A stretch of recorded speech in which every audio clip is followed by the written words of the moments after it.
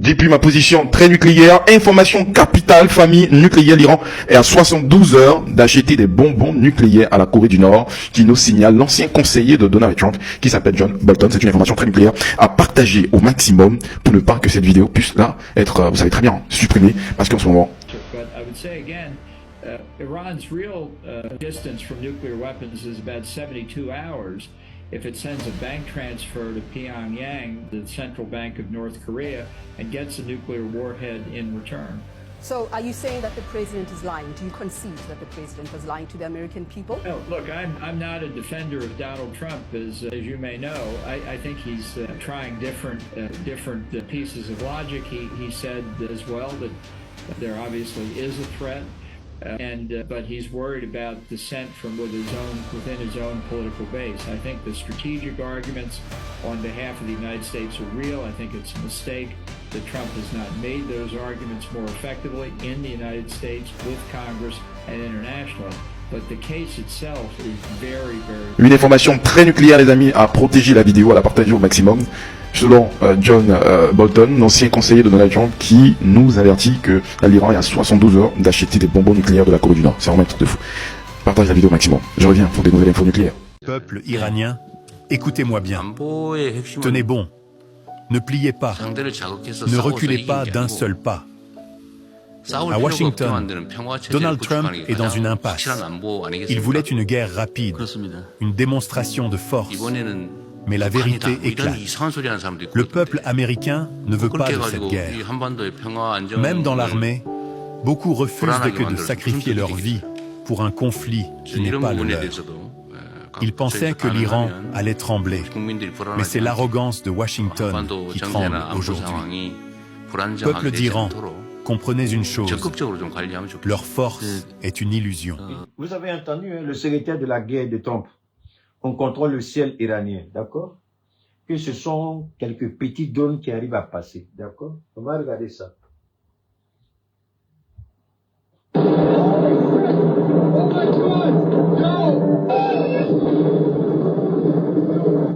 Ok, je vous laisse regarder. On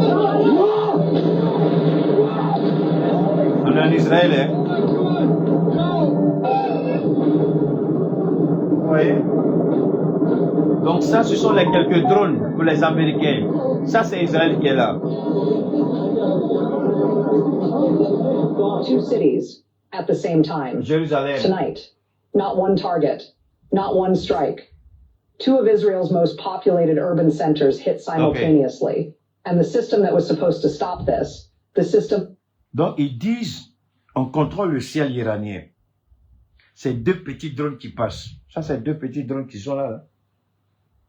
Ça, c'est les Américains.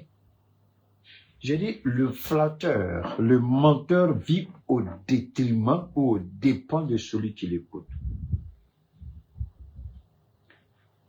Quand on va mentir, mais ils oublient que nous avons les mêmes instruments qu'ils ont créés. Moi, j'ai dit, si le petit Blas savait que l'intelligence artificielle, les téléphones intelligents, les nouvelles technologies de l'information, s'ils savaient que ça allait se retourner contre eux, ils n'allaient jamais fabriquer ça. Mais ça se retourne contre eux. Il faut savoir juste utiliser.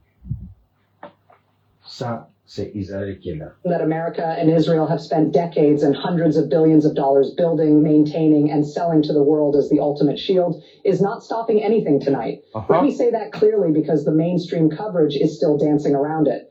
The Iron Dome is gone. Not damaged, not degraded, not recalibrating, gone. Functionally, operationally, visibly gone. Okay. Over Tel Aviv and... Quand vous regardez, ça vous rappelle la Palestine. Ça vous rappelle le Liban. Regardez ça. Quand ils prenaient le temps pour tuer les Libanais, ils prenaient le temps pour tuer les Palestiniens, au vu et au su des Américains. Que disait l'Europe? Israël a le droit de se défendre. Israël a le droit de se défendre. Mais je ne comprends pas pourquoi le narratif hier, Israël avait le droit de se défendre, pourquoi ce narratif ne s'applique pas à l'Iran. Puisque ce n'est pas l'Iran qui a commencé cette guerre. L'Iran était en négociation de bonne foi avec les Américains. L'Iran n'était même pas obligé d'aller à ces négociations. Puisque en 2012, on se rappelle, sous la bannière de la communauté internationale, l'Iran avait accepté le deal. Moi, je me rappelle aux États-Unis, c'était John Kerry, qui était le secrétaire d'État, je crois, de Barack Obama, qui a mené ces négociations avec le ministre français, Laurent Fabrice, ou Fabrice, quelque chose comme ça, quand c'était l'autre qui était avec Hollande qui était président à l'époque. C'est François Hollande qui était président. Mais ils ont négocié sous la bannière de, comment on appelle ça, l'agence internationale chargée de l'énergie qui est les atomiques au Ghana. Mais quand Trump est venu au pouvoir, il dit qu'il ne reconnaît pas ça, que trop de concessions ont été faites à l'Iran. Et il a imposé de nouvelles sanctions à l'Iran de façon unilatérale, c'est-à-dire que les gens sont malhonnêtes. Moi, je suis d'accord comme ils disent, on n'aime pas l'Iran, c'est votre droit, je respecte ça. Mais ne venez pas nous dire que c'est l'Iran qui est responsable de quelque chose. Depuis 2012, 2014, 2012 autant pour moi, le même criminel qui est aujourd'hui Premier ministre en Israël, il allait à la tribune des Nations Unies dire que l'Iran est à 2 semaines d'obtenir la bombe atomique, la bombe nucléaire. Laurent Fabrice, merci beaucoup, Marcel. On se rappelle, je vous en prie, ne soyons pas... Non, soyons honnêtes. Le même Premier ministre qui est là, en 2012, il allait à la tribune des Nations Unies. Dit que l'Iran est à 1 semaine, voire 2, d'avoir la bombe atomique. Aujourd'hui encore, c'est le même plan qu'il a présenté à la Maison-Blanche. 14 ans après. Je dis bien 14 ans après. 2 semaines là, ce n'est pas encore arrivé. Pendant 14 ans, calculez, il y a combien de 2 semaines dans 14 ans? Il y a combien de semaines dans 14 ans? Calculez 14 ans. 1 an, c'est 365 jours, je crois 52 semaines, si je ne me trompe pas. 52 semaines, d'accord? Pas 10, ça fait déjà 520 semaines. Hein? Multipliez encore. Mais attendez. Pendant 14 ans, le régime, le pouvoir qui devait avoir cette bombe atomique n'est là. Mais alors, maintenant, la question que vous et moi devons se poser, sortons même du contexte de la guerre. Sortons du principe de la guerre. Et posons-nous la question simple.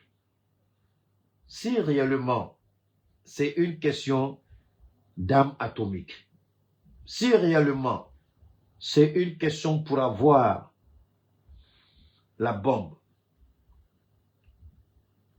soyons honnêtes, si c'est pour la bombe, si c'est réellement pour la bombe, 1 an, 52 semaines, d'accord. Pardon, il faut multiplier, Pierrette. 52, il faut multiplier par 14. 1 an, 52 semaines. Multiplier par 14, ça fait combien de semaines? Alors, donc ça veut dire que depuis 14 ans, quelle bombe, si l'Iran devait avoir cette bombe atomique-là, vous croyez que depuis 14 ans, l'Iran n'a pas encore cette bombe? Est-ce que réellement la guerre qu'on impose à l'Iran, est-ce que réellement c'est à cause de la bombe? Ou c'est parce que c'est un régime musulman? Parce que là, ça a échappé aux gens. Je vais vous faire écouter ça tout à l'heure. J'étais dépassé quand j'ai entendu ça.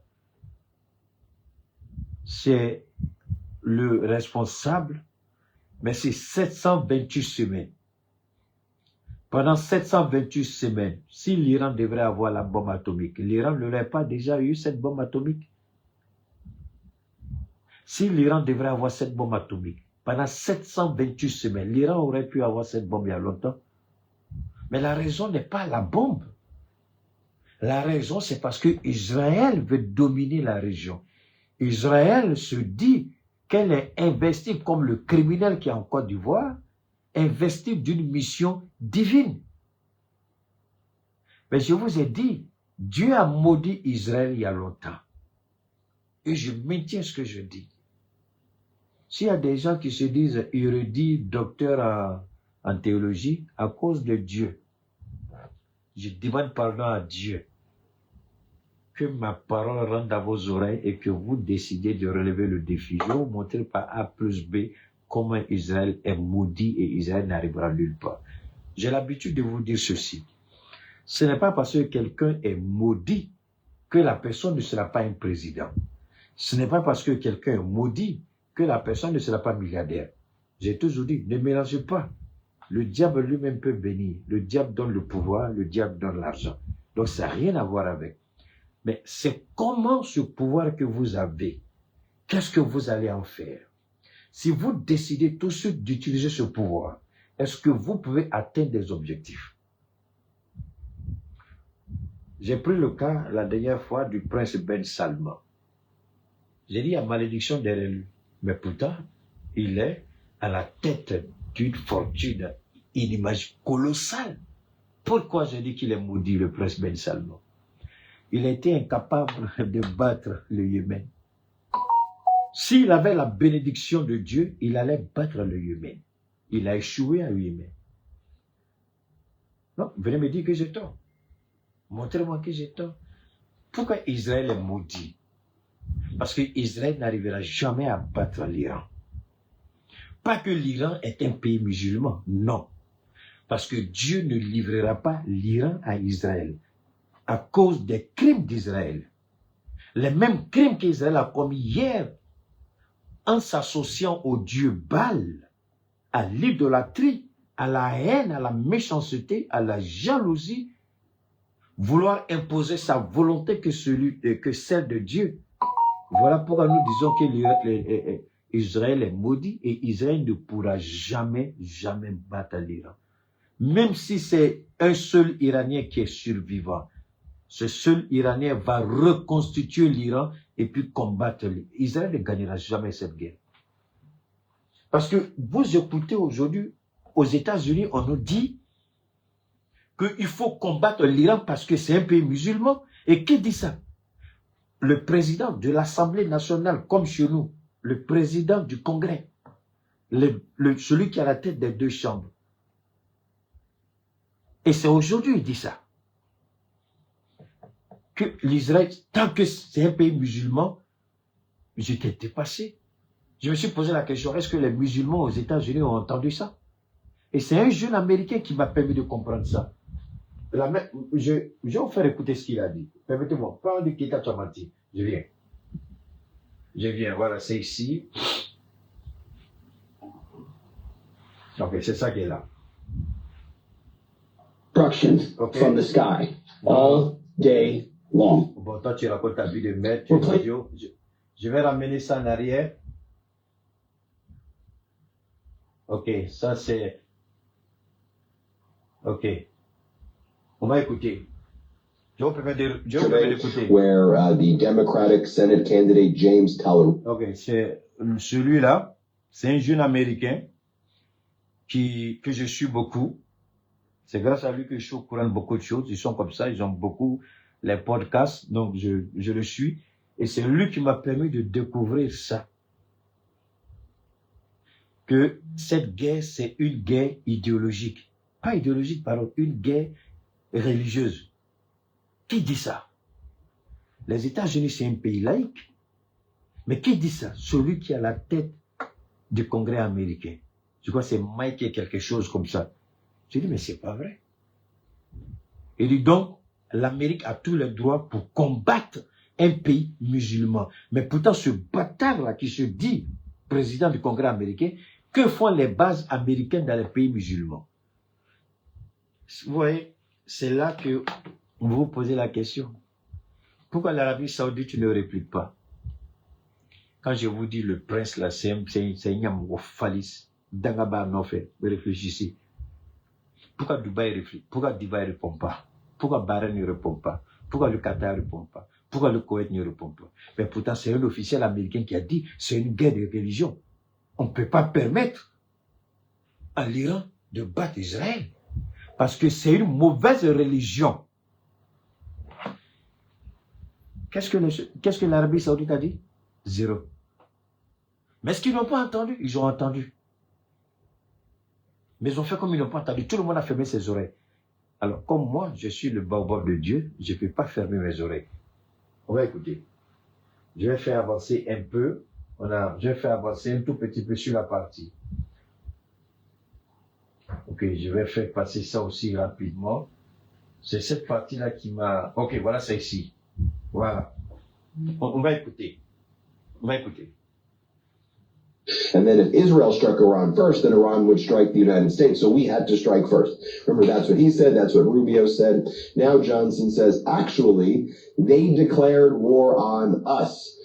Iran declared war on the United States is what he says. Here, play this clip. Okay, those are sovereign territories. C'est lui qui est là. C'est lui. Voilà, voilà ça. Speaker Johnson. C'est Johnson, c'est lui qui est là. Lui.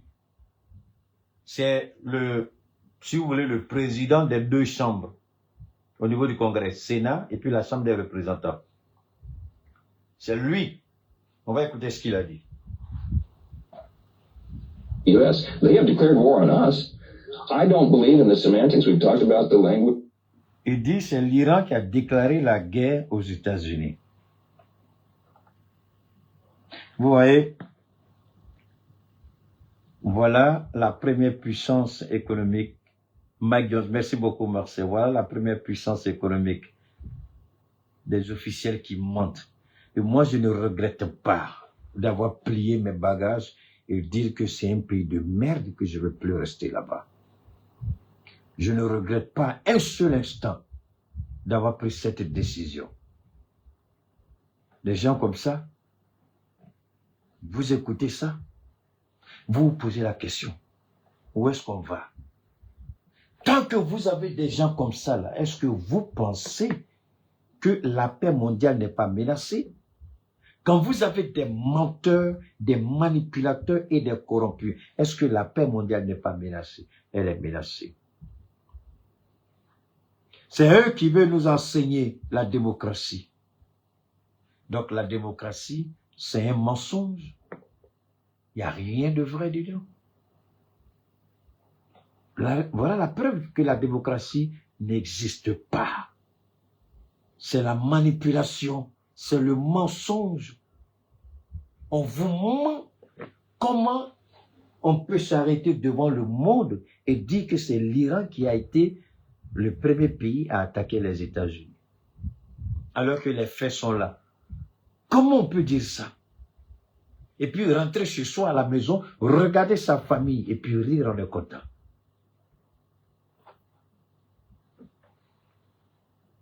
This morning, we're not at war right now. We're 4 days in to a very specific, clear mission, an Operation Epic Fury, which has two components, as you know, that we have articulated over and over. The president has, the commander in Joint Chiefs, everybody has explained. 2 points. We had to take care of these ballistic missiles. Ouais. Il dit, la guerre n'a pas encore commencé, on est au 4e jour. Il dit, cette opération militaire, il y a 2 aspects. Regardez ce qu'il va dire. Ce n'est plus la question de l'arme balistique, non, de l'arme nucléaire, mais c'est la question maintenant des missiles balistiques. Qui a envoyé la question des missiles balistiques à la dernière minute? C'est Israël. Parce que après la guerre des 12 jours, tellement l'Iran a lavé copieusement Israël se dit, en fait, d'armes nucléaires, là, ce n'est plus. Donc, finalement, regardez bien, on quitte, on bascule doucement vers les missiles balistiques. Parce qu'ils savent que aucun pays au monde ne va renoncer à sa sécurité au motif que, attendez, quand les gens parlent, est-ce qu'ils s'entendent? Que Dieu envoie le feu de l'enfer sur les Américains. Que Dieu détruise ce pays. Que Dieu les détruise jusqu'au dernier. Regardez bien. Ils ont la bombe atomique. Ils ont les avions super puissants. F-35, B-2 Spirit. Ils ont des navires de guerre. Ils ont tout ce que vous voulez. Mais un pays dit, pour ma sécurité nationale, pour la protection de mon territoire, j'ai besoin d'armes, non pas pour attaquer, mais pour me protéger. Je vous ramène encore. Que disait Macron la dernière fois que je vous ai fait écouter un discours de Macron? Qu'est-ce qu'il a dit? Pour être craint, il faut être fort. Pour être fort, il faut avoir les armes. Donc, on veut que l'Iran devienne un petit pays comme le Liban, comme la Palestine, à la merci d'Israël. Donc, l'Iran n'a pas le droit de se protéger, de se défendre. Parce que c'est le bon vouloir d'Israël. Après, Israël va venir en Afrique pour dire aux Africains, aucun. En fait, les gens ne comprennent pas quelque chose. Israël est sur Israël. Je répète ce que je dis. Écoute, je vous en prie, détestez-moi à l'Agda. J'aime qu'on me déteste. Ça me permet d'avoir des années supplémentaires par la grâce de Dieu. Israël veut contredire Dieu. Et là, les gens ne voient pas venir. Dans la promesse d'Abraham que Dieu a eu à faire, tu seras le premier et non le dernier. Allez-y, regardez la Torah. Même dans le Coran, c'est tu seras le premier et non le dernier. Je te bénirai du lever du soleil au coucher du soleil. Tu n'iras plus emprunter, on viendra emprunter chez toi. Je ferai de toi la prunelle de mes yeux. Et quand Israël a péché, fornication, idolâtrie, mensonge, corruption, vol, Dieu a tourné son dos à Israël. Et Israël dit, toute cette promesse-là, nous, on s'en fout de ce qu'on a fait, mais Dieu nous-mêmes, là, par notre propre force, on va récupérer tout ça. En fait, c'est ce qui est en train de... Et les gens, il y a des rabbins, je ne sais pas si vous connaissez les rabbins. Les rabbins, ce sont les maîtres de ceux qui connaissent la Torah, ce sont les rabbins. Ils disent qu'ils ont à leur possession des révélations secrètes du plan de Dieu pour Israël. Et le plan de Dieu dit que Israël doit dominer toute la région. Ça, c'est ce qui avait été initialement annoncé. Je vous ai donné tout à l'heure quelques exemples. C'est ce qui avait été initialement annoncé. Mais quand ils disent ça, ils ne disent pas ce qu'ils ont fait à Dieu. Et Dieu a dit, parce que vous êtes un peuple rebelle. J'ai fait un grand bond en arrière avec le prophète Moussa, que vous appelez Moïse. 3 jours après la sortie de l'Égypte, ils se sont révoltés contre Moussa. Dieu a répondu, il a prié, Dieu a répondu. Et ils ont continué jusqu'à ce que Dieu dise, ça c'est un peuple rebelle. Je regrette de vous avoir fait sortir de l'Égypte. Je vais tuer tout le monde et puis faire naître de ces pierres des enfants qui vont m'adorer. Et qu'est-ce que Moïse a dit? Moussa, il dit, mais Dieu, si tu fais ça, les Égyptiens vont se frotter les mains et vont dire, bon ben, tu les as fait sortir de chez nous et puis toi-même tu allais les tuer dans le désert. En fait, Dieu voulait voir ce que Moïse allait lui dire, sachant bien qu'il n'allait pas le faire. Donc, Dieu a dit, c'est un peuple de rebelles. Depuis que la manne descendait du ciel, il a dit aux Israéliens, donne-nous aujourd'hui notre pain quotidien. Et le pain quotidien, c'était la manne qui descendait du ciel. Limitez-vous à votre consommation quotidienne. N'en prenez pas, n'en cachez pas, n'en gardez pas. Israël a désobéi et Israël a fait ça. Au lendemain matin, tout ce qu'ils avaient gardé chez eux était pourri. On ne pouvait plus manger.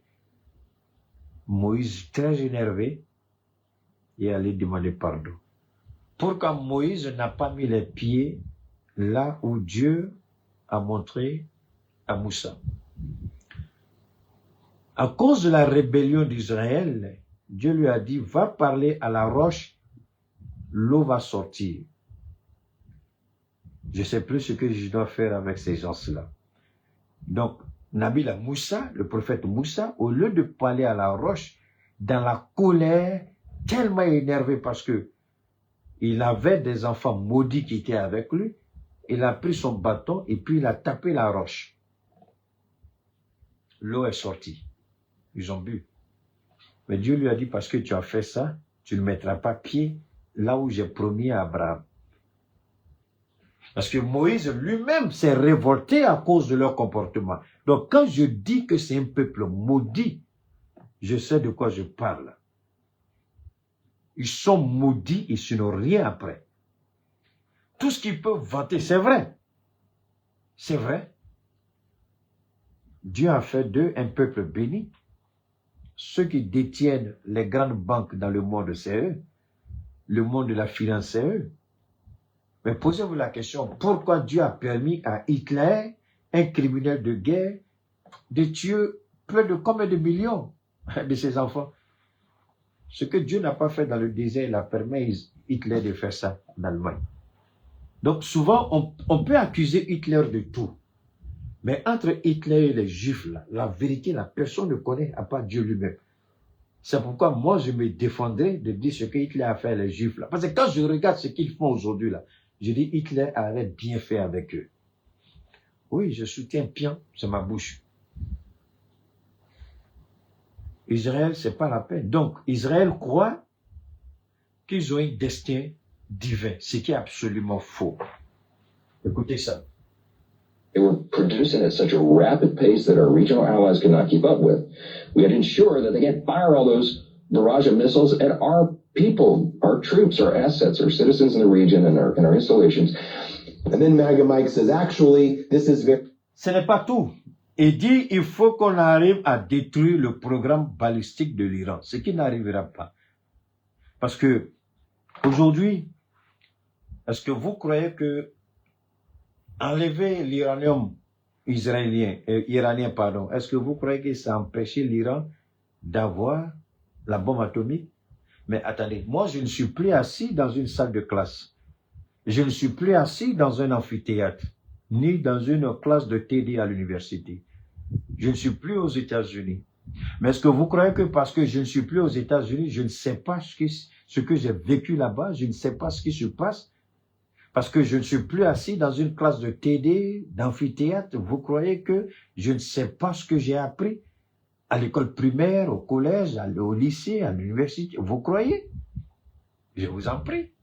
Donc, une fois que vous avez ça en tête, vous mourrez avec. La question n'est pas de dire tout le monde peut trouver l'uranium.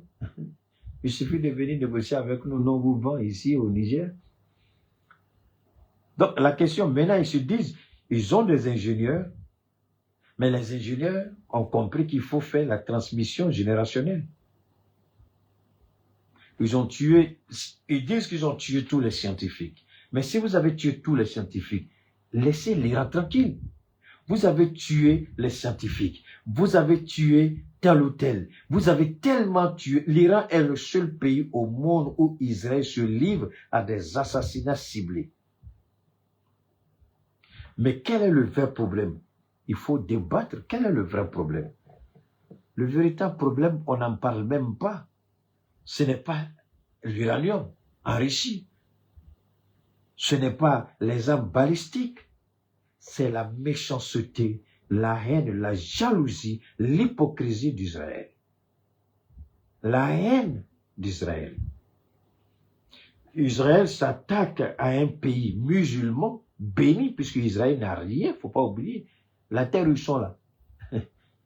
Tu as pissé là-bas même caca ne va pas sortir de là. C'est une terre maudite. Rien ne pousse là-bas. Pourtant, voilà un pays à côté, l'Iran. Ils ont tout. Ils ont tout. Pétrole, gaz, ressources naturelles. Et puis ils ont la faveur de la mer, la faveur même de l'environnement. Donc ça pose un problème. Ne croyez pas que cette guerre, c'est une guerre de ceci, de ceci. Non, non, non. Ça va au-delà de tout ça. Et Dieu sait mieux que nous tous. C'est pourquoi Dieu protège l'Iran. Et Dieu ne permettra pas à ce peuple rebelle, ces criminels et ces idolâtres de gagner cette guerre. Ça n'arrivera pas. Vous allez entendre encore quelque chose qui va vous couper le souffle. Écoutons. Very biblical, and this is about a bad religion in a. Voilà. Et là, il lui donne l'explication avant de faire passer la vidéo. Et c'est là que le monsieur va dire que l'islam est une religion maléfique et satanique. Et je me pose la question. Si c'est un simple Américain qui dit ça, c'est pas un problème. Mais c'est un officiel américain. Sur ce qu'on appelle, sur la succession constitutionnelle, celui qui a dit ça, je crois qu'il est le 3e ou la 4e personnalité à succéder en cas de choses. Souvent même, les gens disent que le représentant de la Chambre est la 2e personne, c'est-à-dire que après le vice-président, en termes de succession constitutionnelle au pouvoir. Donc, celui qui a parlé n'est pas n'importe qui. Il est la 2e personnalité la plus importante après le président, après le vice-président, c'est lui. Et c'est lui qui dit à la face du monde que l'islam est une mauvaise religion. Qu'Israël a le droit sur cette religion. Et je ne vois pas l'Arabie Saoudite parler. Ceux qui hébergent les Américains, je ne vois pas le Koweït, je ne vois pas Dubaï, je ne vois rien. Et c'est Mike Johnson qui a parlé. And so basically we're just redoing the Crusades right now. Here, let's play this clip. They have been, and they say the quiet parts out loud. They wanted to wipe Israel off the face of the earth, and they'd like to take us out as well. We're the great Satan in their analogy and their misguided religion, and there was no way to appease them. Vous avez compris? Misguided religion. Donc, et personne n'a présenté ses excuses. Vous savez, je remercie Dieu. Le jeune homme le jeune homme là, il n'est pas musulman, hein. Le jeune homme là, il n'est pas musulman. Le jeune homme, il n'est pas musulman. Le jeune américain n'est pas musulman. C'est un politicien, il fait les analyses. C'est à cause, si vous voulez, c'est par rapport à la guerre même que je l'ai connu. Mais quand vous écoutez ça, vous vous posez la question, pourquoi? Ce qui se passe entre Israël et l'Iran, qu'est-ce que l'islam a à voir dedans? Alors, cela doit vous donner une idée. Vous qui voulez soutenir Israël, soutenez-le, parce que je peux accepter, je peux comprendre que des chrétiens, des catholiques disent, ah non, non, non, c'est la terre sainte. Oui, c'est la terre sainte où la promesse de Dieu a été réalisée. Mais ceux qui sont là-bas aujourd'hui, la terre est devenue sainte par la volonté de Dieu. Mais ceux qui ont la gestion de cette terre-là sont maudits de par leurs actions. Je répète ce que j'ai dit et je soutiens ma position. S'il y a des catholiques, des chrétiens, des patati patata, vous n'êtes pas d'accord, je m'en fous, allez-y où vous voulez. Je répète ce que j'ai dit. La terre, elle est sainte par la volonté de Dieu. Les dirigeants, ils sont maléfiques de par leur comportement, leurs actions. Voilà. Alors, pour que tu puisses gagner un combat, même si c'est un combat pour Dieu, tu prends toujours leçon auprès de Dieu. À moins que je me trompe. Quand tu demandes si c'est vraiment la volonté de Dieu, lui va t'accompagner et tu vas gagner. Quand David s'est présenté devant Goliath, pourquoi Dieu a permis à David d'avoir raison sur Goliath? Mais pourquoi ce n'est pas l'armée juive qui était face aux Philistins là? Pourquoi ce n'est pas cette armée qui a gagné? Mais c'est un seul, plus petit. Parce que David était soumis à la volonté de Dieu il y a longtemps. Il n'était qu'un berger. Et il a été le 2e roi d'Israël. Allez-y comprendre quelque chose. Donc quand ces idiots parlent des fornicateurs, des menteurs, des corrompus, qui n'ont aucune connexion avec Dieu et prétendent dire que Israël, d'accord? J'espère qu'il a le courage de regarder les images qui aujourd'hui traversent le monde entier. J'espère qu'ils ont le courage de regarder ce que Israël vit. Vous êtes assis aux États-Unis avec vos cravates, assis dans vos bureaux climatisés, c'est le peuple israélien qui vit aujourd'hui. Pas le martyr, mais qui vit aujourd'hui sous les bombes de l'Iran. Vous dites que l'Iran veut effacer Israël de la surface de la terre, mais ce n'est pas l'Iran qui a demandé ces négociations, c'est vous et Israël. Vous avez permis à Israël d'avoir une arme atomique. Israël a la bombe atomique, tout le monde le sait. Israël a les F-35 que tout le monde sait. Israël a le système de défense que tout le monde sait. Mais alors pourquoi l'Iran n'est pas en mesure de se protéger comme Israël? Pourquoi ne pas créer les conditions pour une paix durable entre les deux peuples que toujours d'aller de confrontation en confrontation? C'est pourquoi l'Iran a dit, je vous l'ai dit la dernière fois, cette guerre sera la dernière guerre de l'Iran. Et avec Israël et avec les États-Unis. Et aujourd'hui, il n'y a pas quelqu'un qui donne des ordres pour les frappes. Les ordres ont été donnés et celui qui a donné les ordres est mort. Donc les ordres, il n'y a pas quelqu'un qui peut aujourd'hui dire qu'il faut arrêter. La seule personne qui peut dire d'arrêter, c'est le nouveau guide spirituel qui sera choisi. Même pas un guide intérimaire. Donc le plan tel que dessiné par le guide Khomeini sera appliqué jusqu'au bout. Et aujourd'hui, c'est ce qui crée la panique. Maintenant, on est rentré dans la deuxième partie de notre intervention. Pourquoi il y a la panique? Parce que il n'y a personne légitimement qui peut négocier aujourd'hui avec les États-Unis. Ils ont tué, ils n'ont pas fini de retirer des débris, les corps et du guide suprême et de tous ceux qui étaient avec lui. Quand vous envoyez une telle charge de frappe et que tout le bâtiment se croule, est-ce qu'il y a possibilité même de retrouver quelqu'un? Parce que finalement, tout est broyé dedans. Donc, qui va négocier avec les Américains? C'est la question. Qui va négocier avec eux? Personne. Et ceux qui donnent les ordres aujourd'hui, ils ne sont pas dehors, puisque les ordres qui ont été donnés, les centres de commandement sont des centres de commandement souterrains. Personne ne sait où se trouve. Personne ne sait qui donne. Les gens ont reçu leurs ordres et ils les exécutent. Tant qu'il y a des missiles, tant qu'il y a des drones, ils les frappent en fonction de ce qui a été donné comme ordre. Et aujourd'hui, l'Iran est allé à une vitesse supérieure. L'Iran dit que désormais, elle va frapper toutes les ambassades américaines dans le Golfe. La question, c'est de savoir pourquoi l'Iran veut frapper les ambassades. Et aujourd'hui, on voit des spécialistes qui viennent nous dire, depuis que le monde est monde, mais attendez, ils ont ciblé des guides iraniens, ils les ont tués. Ils les ont tués.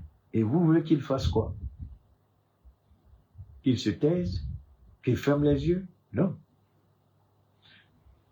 Ils ont dit que Israël va payer pour ce qu'Israël a fait. Et je pense que si l'Iran était affaibli, réfléchissons une dernière fois, si l'Iran était affaibli, est-ce que vous pensez sérieusement?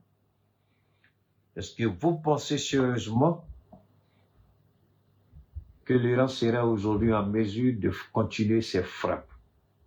Si l'Iran était affaibli, et l'Iran était clair, pour le moment, personne n'a entendu, ni vous ni moi, personne n'a entendu dire que le missile qui a été frappé, par exemple, sur l'ambassade des États-Unis ou sur les bases américaines dans le Moyen-Orient, personne ne nous a dit que ce sont des missiles Kinjal ou des missiles CM-302 chinois.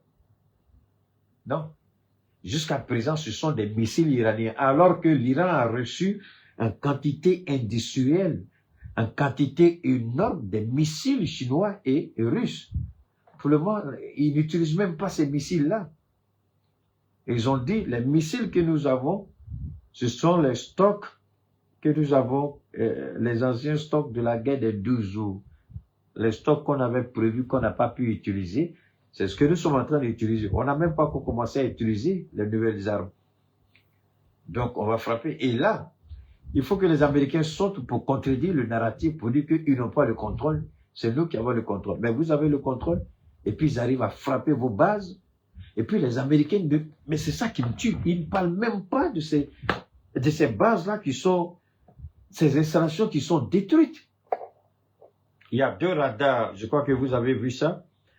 Il y a 2 radars qui ont été complètement, 2 radars.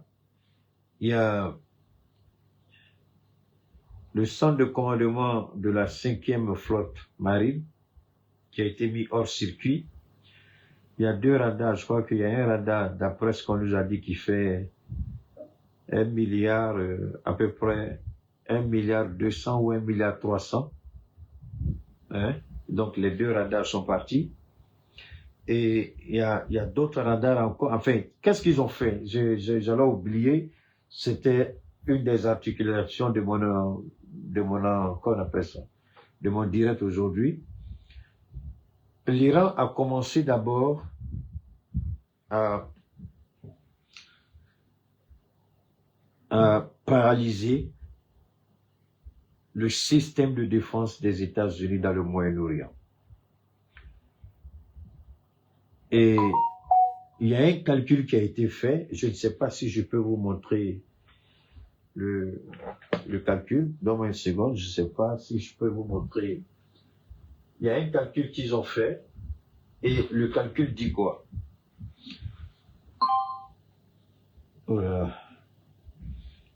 Le calcul pour un missile iranien, supposons un drone qui ne dépasse pas les 2 000, 3 000 $, vous allez utiliser un missile qui fait au minimum 1 million de $, 2 millions de $, pour abattre un drone qui ne vaut même pas 5 000, 10 000 $. Vous utilisez, donc, ils ont fait les calculs. La dernière fois, je vous disais que, depuis le commencement de la guerre à hier, je crois, hier, l'Amérique était à 1 milliard, à peu près, ça frôlait. L'Amérique était à peu près à 3 milliards de $, déjà, en projectiles, et puis en entretien. Ça, c'est l'Amérique. Israël est déjà des centaines de millions de $, avec les projectiles. L'Arabie Saoudite, Dubaï, et tous sont au-delà de 1 milliard de $, déjà gaspillés avec les projectiles. Mais c'est ça, c'est l'objectif que l'Iran recherchait. C'est-à-dire, l'Iran a gardé ses missiles, je pourrais dire ses missiles stratégiques. L'Iran les a gardés et saturé les systèmes de défense avec le maximum de drones. Si vous laissez les drones passer, c'est grave. Ils vont frapper, donc, vous les interceptez, vous utilisez vos missiles d'interception de 2 millions, de 3 millions de $, pour juste un drone qui ne dépasse même pas 3, 4, 5 000 $. Ça ne vaut pas 10 000 $. Maximum, c'est quoi, 5 ou 10, ça ne vaut pas 10 000, je crois, ça ne vaut pas 5 000, hein. C'est entre 2, 3 et 5 000 $, un drone. Et vous utilisez un missile qui fait entre 1 million et 3 millions, voire 6 millions de $, pour abattre un drone de 3 000, 4 000, 5 000 $. Alors que l'Iran envoie en quantité inimaginable. Et maintenant, vous faites quoi? Vous lancez. Donc, Dubaï a dit, on a atteint un seuil critique. Alors que pour fabriquer ces missiles, il ne peut pas fabriquer ces missiles, c'est-à-dire que chaque mois, il ne peut pas sortir plus de 50 ou 60 missiles par mois, c'est pas possible. Les unités de production ne peuvent pas. Contrairement à l'Iran qui peut faire sortir plus de 100, 200, 300 par mois. Mais eux, ils ne peuvent pas. Ouais, c'est ça aussi, quand on est gourmand dans un pays, quand on exagère, c'est ça la réalité. Les gens ont trop misé, tellement le gain facile, maintenant la production en masse n'est pas possible. Et aujourd'hui, ils sont face à une réalité. Israël avait épuisé ce stock depuis la guerre de 12 jours. Israël n'a pas pu, si vous voulez, avoir suffisamment. Et elle entrait encore. Donc, Israël aussi a atteint un seuil critique. Désormais, il faut faire un choix. Qu'est-ce qu'il faut laisser passer? Qu'est-ce qu'il faut abattre? En Arabie Saoudite, c'est à peu près la même chose aujourd'hui. Donc, il faut faire des choix. Même si vous faites des choix, l'impact sera énorme. Et donc, pendant qu'ils font la grande gueule, s'ils contrôlaient le ciel israélien, le psafoulet iranien, est-ce que les pays du Golfe allaient dépenser autant? Allez-y, il y a un gars qui est très fort dans les trucs, dans les calculs, et il sort les chiffres, ça vous donne les choses. Et les calculs qu'il fait, c'est pas des calculs au hasard, c'est en fonction des informations officielles des pays du Golfe.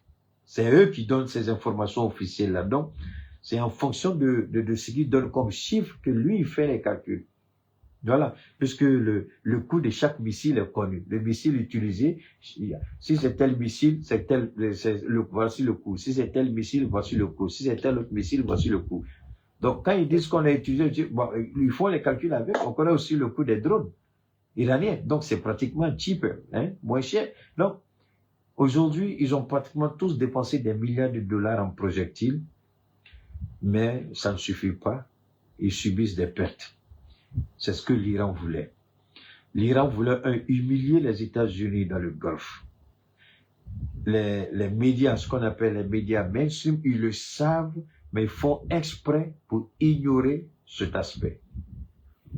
L'Iran veut humilier les Américains et dire, voilà ce pays-là, nous allons vous frapper et vous allez voir tout de suite qui fera son choix.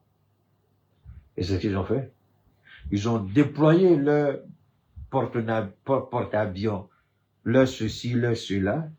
Même la France avec la grande gueule, au lieu d'envoyer ses Charles de Gaulle vers ses partenaires du Golfe pour intercepter les drones ou les missiles, ils veulent envoyer ça pour aider qui? Israël.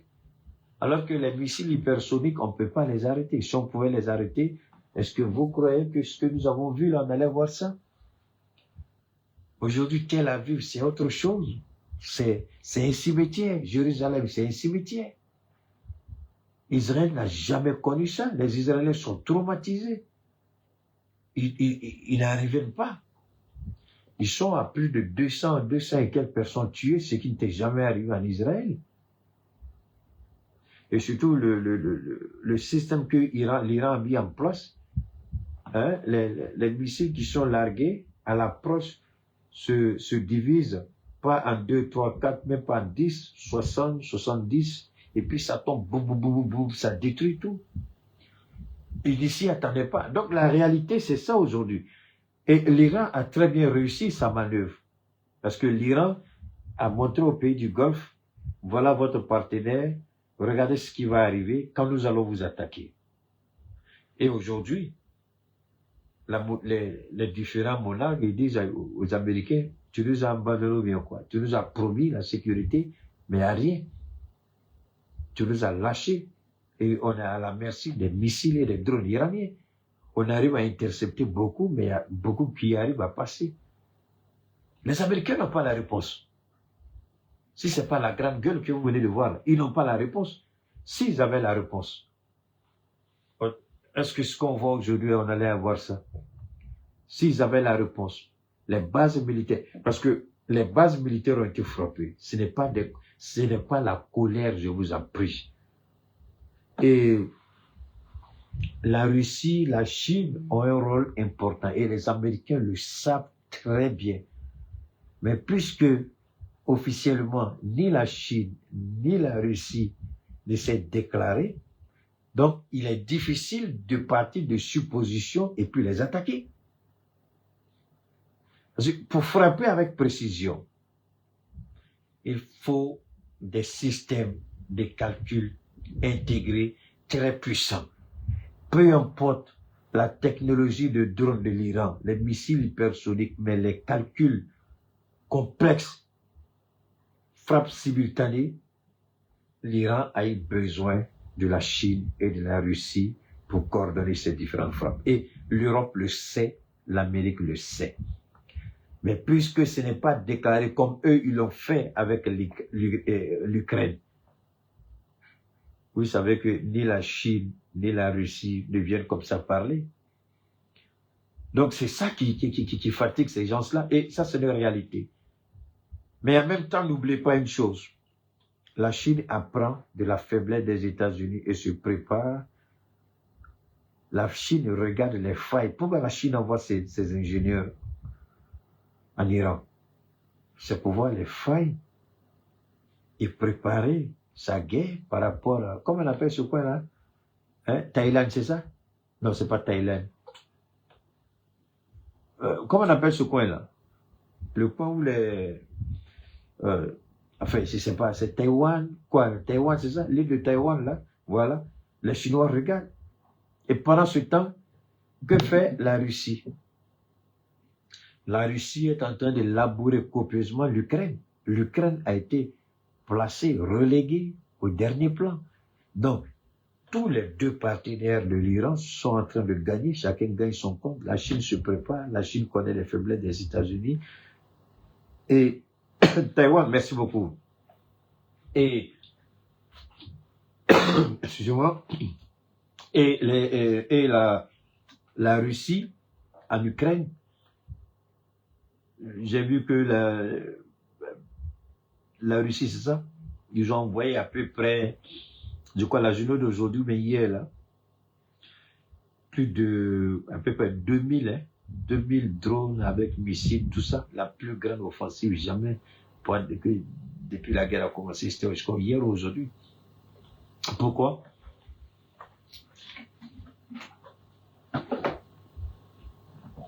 Parce que l'Iran occupe les Américains. L'Iran occupe les Américains. Et c'est ce que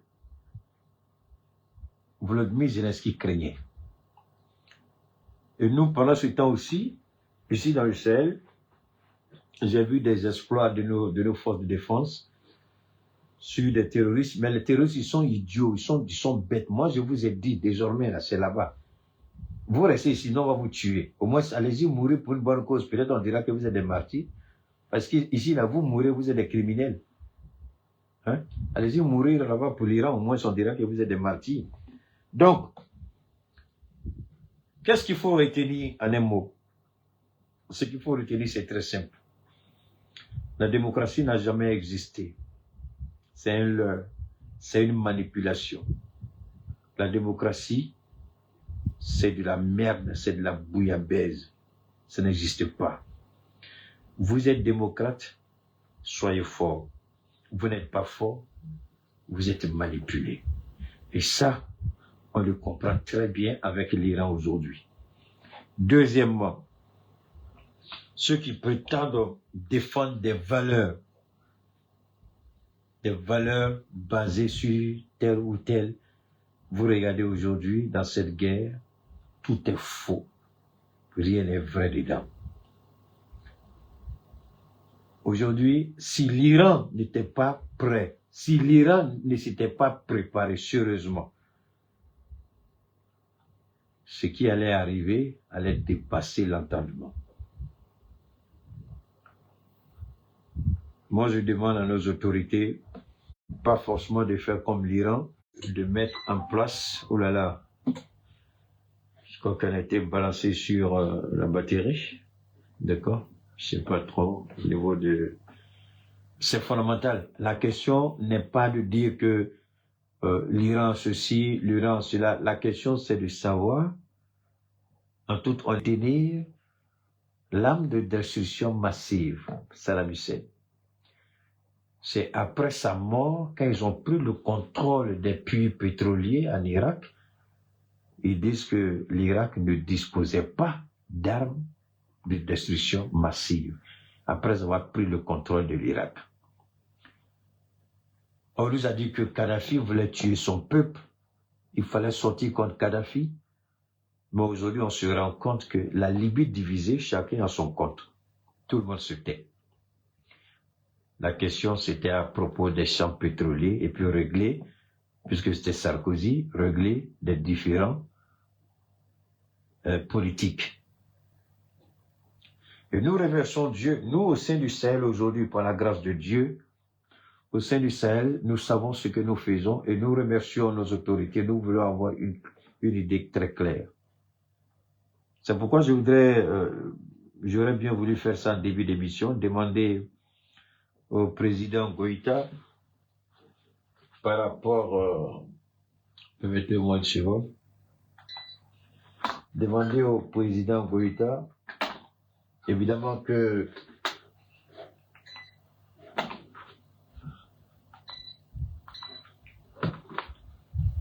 nous, on a avec cette histoire de carburant qui malheureusement est en train de subir encore quelques désagréments, j'aurais souhaité faire ça comme première partie de mon direct, mais c'est pas grave, je vais revenir là-dessus, je crois, dans le courant de la journée, si Dieu le veut. C'est demander à l'État du Mali de réfléchir à deux possibilités pour éviter cette situation. C'est-à-dire que on peut signer un protocole d'accord avec le Niger pour que le Niger vienne ici au Mali implanter une succursale de son, comment on appelle ça, de sa société énergétique là par rapport au carburant, puisque le Niger même transforme son pétrole en carburant. Donc on signe un protocole, le gouvernement malien a une part de participation et le gouvernement nigérien a une part de participation. Et puis on fait ça au Mali, où deuxième option, c'est d'aller au Nigeria et puis signer un protocole avec Ali d'un côté. Il a des milliers, pour ne pas dire des millions de citernes que la force unifiée peut escorter du Nigeria jusqu'ici. Je ne dis pas le gouvernement nigérien, mais je parle avec Ali d'un côté lui-même. Moi, je pense que, parce que cette situation, si le gouvernement ne gère pas, c'est un peu gênant. Il faut qu'on arrive à voir nous-mêmes. Pourquoi je parle de ça? Je vais vous expliquer. Tout à l'heure, dans cette histoire d'Iran-là, j'allais sur pratiquement beaucoup de plateformes de médias. Et tout le monde disait que quand l'Iran va fermer, par exemple, le détroit d'Ormuz, que, par exemple, la Chine, qui est le plus gros acheteur du pétrole iranien, a un stock national. Un pays qui a plus d'1 milliard, la Chine a un stock de 60 jours, c'est-à-dire 2 mois. C'est-à-dire il peut avoir rupture, mais la Chine a une réserve de 2 mois. Imaginez quel genre de réserve pour une population qui va au-delà du milliard d'habitants. Tous les pays du monde ont des réserves. Mais c'est nous ici, on n'a pas de réserve. Même le Burkina a réserve. Parce que tout simplement, ceux qui étaient là avant ont vu ce pays-là comme la viande d'éléphant. Celui dont le couteau est plus tranchant, il vient couper une grosse part et puis il va avec. Ils ont tout vendu. Même le carburant, on ne contrôle rien. Si vous voyez qu'on vit cette situation, c'est parce que ils ont poussé l'État à se désengager de tout ça. Et moi, je me suis posé la question, quels sont ceux qui ont fait? Et ceux-là même, là, moi, j'appelle ça la trahison. Aujourd'hui, le gouvernement se débat. Mais le gouvernement n'a qu'à remonter à la source. Assimi connaît. Ça, c'est une trahison. Ceux qui étaient là, ils doivent pas venir se justifier. Pourquoi le ministre de la Justice peut pas les convoquer? Pourquoi? Parce que ça, c'est tuer le pays. Ils ne peuvent pas. Les particuliers ne peuvent pas. Malgré la grande gueule de certaines personnes de faire croire qu'ils peuvent. Ils font ce qu'ils peuvent. Hein. C'est pas de leur faute. Ils n'ont pas ils peuvent pas. On ne peut pas vivre au jour le jour avec le carburant. C'est dangereux pour la sécurité nationale même d'un État. C'est dangereux. C'est pourquoi moi je demande au gouvernement de prendre vraiment des mesures urgentes. Soit il signe un protocole avec le Niger, on commence à construire tout de suite. Le Niger vient, puis verse carburant ici, bouillard. Celui qui est facile n'a qu'à parler de son problème. Non, on parle de la sécurité du pays. On ne parle pas d'un particulier, d'un importateur, des pays qui va dire c'est son problème. C'est pas notre affaire. Le gouvernement travaille pour le peuple et non pour un particulier. Donc nous, on parle en fonction de l'État et non pour défendre l'intérêt de quelqu'un. Le gouvernement a le choix. Soit le gouvernement travaille à l'État du Niger, soit le gouvernement travaille avec Ali d'un côté, c'est tout. Parce que cette affaire de carburant, là, ça commence à être un peu gênant, quoi. Hein? Alors donc, nous disons, au niveau de l'Iran, il est important de ne pas perdre de vue l'essentiel. On veut nous faire croire que l'Iran est un mauvais pays. Même la Côte d'Ivoire a été suffisamment malhonnête pour ne pas reconnaître que l'Iran a été agressé. Ça, c'est quelque chose que je ne voulais pas partager avec vous, mais bon, ça m'intéresse pas parce que le gars là, il a fui, comment il s'appelle? Benjamin Netanyahu a fui. Il commence une guerre, personne ne sait où il est. Il commence une guerre, il est introuvable. Il fait tuer oh là là, il y a des images qui sont pas... Il y a des images qui sont insoutenables. Je voudrais pas faire passer ces images-là parce que c'est pas joli. Alors quand Benjamin Netanyahu, il tue, alors voilà un peu le chiffre que je vous donnais. Ça c'est quel jour? Ça c'était le mardi. Les États-Unis, en 24 heures, ont dépensé 779 millions de dollars. Je dis bien 779 millions de dollars. Voilà ça ici, en 24 heures. Le premier jour de la guerre, c'est ce que les États-Unis ont brûlé. 779 millions de dollars. Le premier jour de la guerre, 779 millions de dollars. Donc ça, c'est des choses. Ça, c'est un. Et puis deuxièmement, il y a des, comment on appelle ça? Des agents du Mossad qui ont été arrêtés en Arabie Saoudite. Voilà, des gens qui voulaient... Donnez-moi une seconde, je suis en train de voir si je peux vous lire le truc de la Côte d'Ivoire là. Bon, si je trouve pas, c'est bon. Donc, je voulais juste vous faire écouter comment les Ivoiriens, comment Ouattara a pris position, les Drissa, les Madou, les Chaka, qui insultent Keïta là. Alors, quand il était ça, c'est bon. Sinon, on se fatiguer pour rien. Je crois qu'on ne trouve pas, c'est bon. Alors, c'est pas... Je voulais vous faire écouter. La Côte d'Ivoire, vous avez tous vu. Dans tous les cas, c'est bon. Alors, ce qu'il faut retenir une dernière fois, l'Iran a le droit de se défendre. Et nous soutenons l'Iran jusqu'au bout. C'est un pays souverain.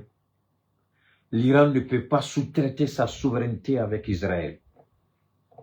Les Américains s'en fichent de tout le monde parce qu'ils savent que les gros bonnets, les décideurs aux États-Unis, ce sont des Juifs qui sont tapis dans l'ombre. C'est eux qui tiennent l'économie américaine à main. Donc le président est comme une poupée, une marionnette entre leurs mains. Ça, c'est le problème des Américains. On s'en fout qu'ils les règlent entre eux là-bas. Mais ce que nous disons, l'Iran a le droit et le devoir de protéger sa population, de préserver son intégrité et de faire tout pour défendre partout où les intérêts de l'Iran seront menacés ou attaqués. Et c'est ce que l'Iran fait aujourd'hui. Aussi bien que l'Iran, nous, à notre niveau, dans nos pays aussi, c'est ce que nous faisons, nous nous organisons parce que c'est la seule chose à faire, parce que le peuple compte sur ses dirigeants. Alors, on dit à l'Iran, tu n'as pas le droit de faire ça, mais pendant ce temps, on permet à Israël de s'équiper. Le même Israël qui court pour aller aux États-Unis, et ça c'est, le monde devait tirer les leçons de cette guerre. Le monde devait réfléchir. Est-ce que ça c'est la voie? Est-ce que ça c'est équitable? Est-ce que ça c'est juste? Un pays se lève et puis va voir les Américains. Si les Américains n'ont pas leurs intérêts avec Israël, comment Benjamin rentre dans le bureau ovale, il va faire ses conneries et tout le monde sait que c'est un voleur, un criminel, un manipulateur, un corrompu. Il rentre et puis il va mentir et puis tout de suite on attaque l'Iran. Sur quelle base on attaque l'Iran? Vous négociez avec tout le monde, l'Iran est prêt à faire des concessions parce qu'ils ont vu que l'Iran allait faire des concessions. Donc, le ministre des Affaires étrangères d'Oman, il dit l'Iran a fait des concessions importantes, ce qu'elle n'avait jamais fait par le passé. Il suffisait que les équipes techniques se retrouvaient pour discuter, pour finaliser. Et lui, il était confiant. À la grande surprise, le jour où il dit ça, la même nuit, lui il dit ça le jeudi, la nuit du samedi, on attaque l'Iran. Alors, les gens, c'est pourquoi ils ont dit, qui doit faire confiance aux Américains? Parce que vous savez, ce qui est malheureux, c'est que c'est un idiot qui est au pouvoir. Et l'idiot qui est au pouvoir, il a du mal à accepter une dynamique que lui-même, en tant qu'homme d'affaires, il ne peut pas accepter. Si les gens n'ont plus confiance en vous, si vous perdez votre crédibilité, ça devient compliqué. Et aujourd'hui, les États-Unis ne sont plus crédibles. Qui va miser sur les Américains aujourd'hui? Avec ce criminel qui est au pouvoir, avec cet assassin qui est au pouvoir de Donald Trump. Qui aujourd'hui va miser sur les États-Unis? Qui? Un président qui ne respecte pas sa parole. Un président qui en pleine négociation sort et puis vous poignarde dans le dos. C'est cette réalité aujourd'hui qu'ils ont montré. Alors, ils veulent faire vivre les États-Unis des années 70, 80, 90, 2000. Oui, il faut être honnête, à cette époque-là, l'Amérique était une puissance. Une vraie puissance, mais pas aujourd'hui. Quand l'Amérique dit tu trembles. Aujourd'hui, c'est pas ça. Au lieu de s'adapter à la réalité nouvelle du monde, ils vivent encore dans le fantasme du passé. Et l'idiot est là, on a la plus grande puissance, on a la plus blablabla. Les Américains me disent, mais est-ce que l'idiot s'entend parler? Tu as tout ça, et puis tu es incapable de faire capituler l'Iran.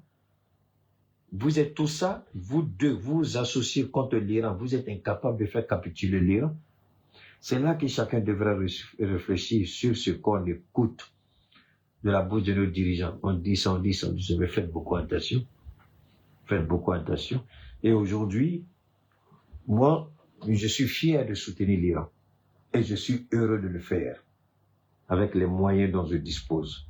Tels que ce que je suis en train de faire aujourd'hui. Parce que le mensonge des États-Unis, on doit être capable de dénoncer et de montrer à la face du monde que ce sont des menteurs.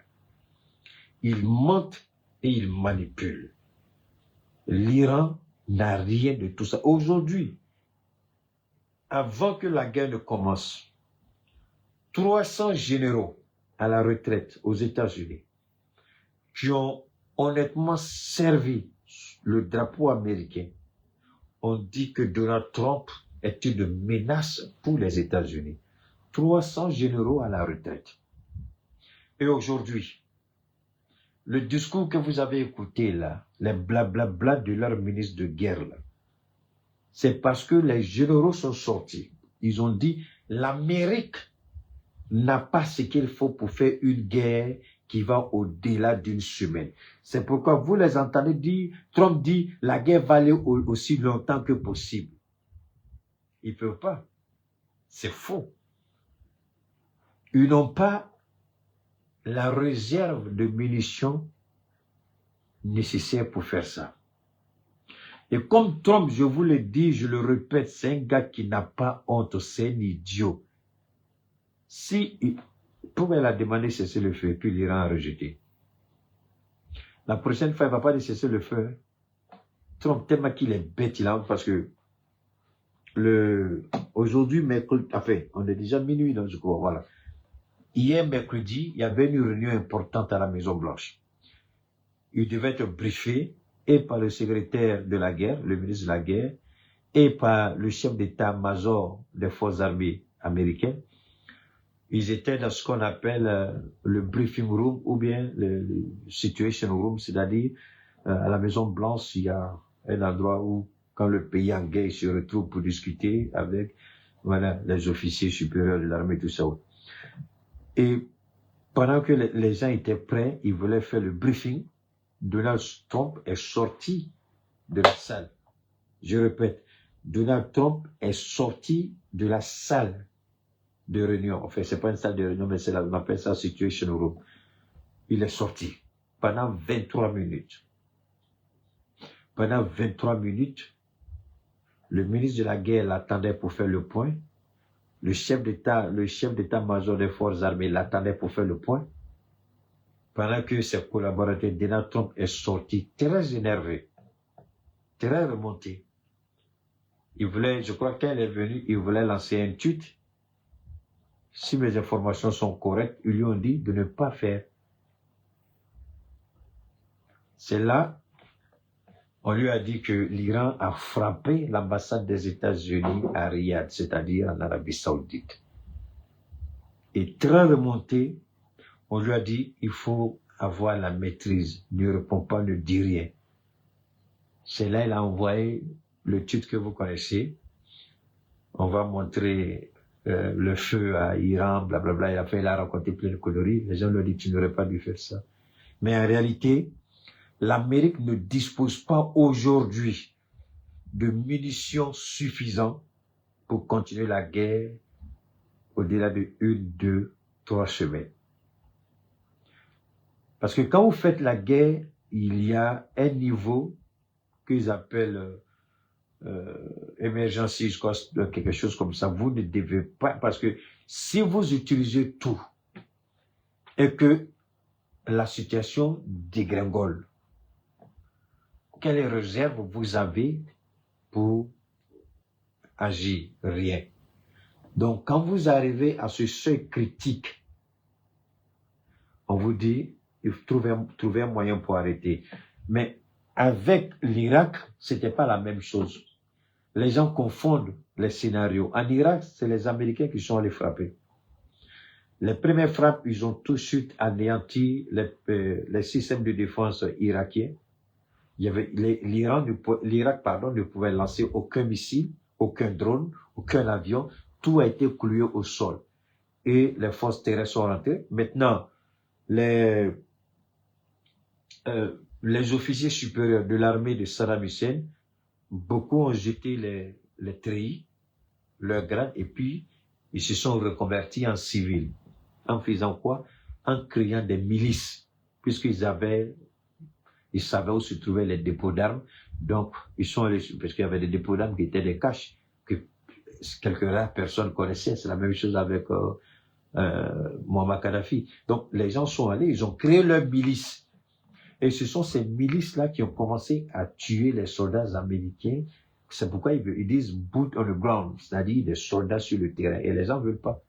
Parce qu'ils se rappellent de cette époque-là, ils se rappellent aussi je crois que c'est Afghanistan ou Pakistan, où ils ont fui pour laisser tout derrière eux. Là. Donc, ils ont un choix. Est-ce qu'ils vont faire la même bêtise? Mais en Iran, c'est pas le même scénario. Ils croyaient ils ont lancé 900 missiles sur 500 sites en 24 heures. C'est le chiffre de 779 millions là. C'est ça. Ils ont envoyé 900 frappes sur 500 sites. Je dis bien 900 frappes sur 500 sites en moins de 24 heures. C'est là le chiffre de 779 millions de dollars. D'accord? Et quand ils ont frappé pour eux, l'Iran était paralysé. L'Iran ne pouvait rien.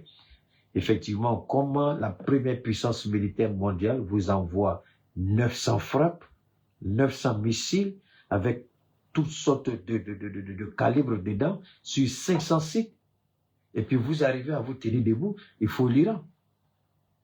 Alors la question c'est de savoir, est-ce que les gens savaient réellement où se trouvaient les armes iraniennes? Est-ce que ce qu'ils ont vu là, c'est réellement ça? Est-ce que l'Iran n'a pas doublé tout le monde? Et c'est ça qui fait mal à Trump. Comment on a fait tout ça? Parce que 1 milliard le premier jour, et ils ont la force, la capacité de réagir. Alors c'est ce que je vous ai expliqué dès l'entame de mes propos. Il y a un testament posthume qui a été laissé. Et le testament posthume, c'est de continuer la guerre jusqu'à ce que Israël soit complètement désarmer. C'est-à-dire Israël va utiliser tout ce qu'elle ou il a comme... c'est ce que nous voyons aujourd'hui. Hein. Israël ne peut plus.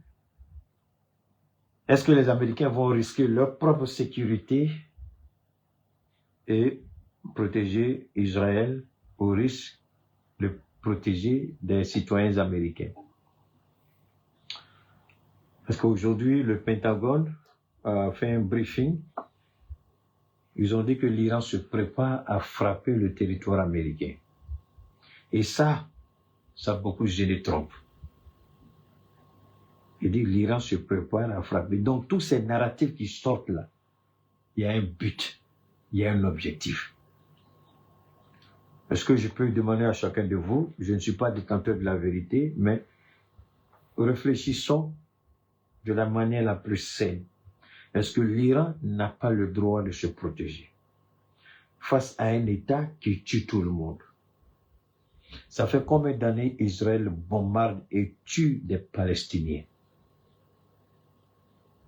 Ça fait combien d'années Israël bombarde et tue des Libanais? Donc si aujourd'hui il y a un pays qui est en train de rendre la monnaie à Israël, on ne peut qu'applaudir et demander à Dieu de soutenir l'Iran. Mais ce n'est plus l'Iran seul. Le Hezbollah est rentré dans la danse. Les Houthis du Yémen sont rentrés dans la danse. Les proxys en Irak et en Syrie sont rentrés dans la danse. Et c'est eux qui ont commencé. C'est pas seulement là-bas. Il y a des pays où au Pakistan aussi, ils ont essayé d'attaquer le consulat. Je crois qu'ils ont mis le feu là-bas. L'Amérique est un peu attaquée de tous les côtés. Est-ce que c'est ce que voulait l'Iran? Pas du tout, mais c'est l'Amérique elle-même qui est en train de creuser sa propre tombe. L'Amérique aurait pu être honnête et juste. Dieu n'est pas un Dieu de l'injustice. L'Amérique aurait pu dire à Israël, écoute, tu as ton arme nucléaire à toi. Ils n'ont pas d'arme nucléaire. Ils ont le droit de se défendre. Pourquoi tu voudrais les... Mais tant que vous n'allez pas avoir le courage de dire à Israël que l'Iran a le droit de faire ça, et tant que Israël aura un criminel, un assassin, un voleur et un traître, un corrompu comme Benjamin Netanyahu, Israël ne connaîtra jamais la paix. Et si les Israéliens ne comprennent pas qu'ils peuvent vivre et coexister pacifiquement avec l'Iran, ils ne connaîtront jamais la paix. Et nous, on ne va jamais abandonner l'Iran parce que l'Iran se bat pour une noble cause aussi bien que nous nous battons dans le Sahel pour une noble cause. Donc, nous devons, au-delà de l'aspect de l'aspect émotionnel, euphorique, reconnaître que l'Iran a le droit de défendre son pays.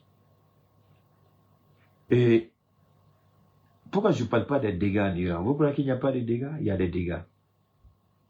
Mais quand vous regardez en face de qui se tient l'Iran, les dégâts de l'Iran deviennent insignifiants, même s'il y a des pertes en vies humaines. N'oubliez pas que nous sommes en face de cette puissance-là qui a toujours déstabilisé tous les pays dès les premières frappes. Quel pays a résisté aux États-Unis dès les premières frappes? Montrez-moi un seul pays.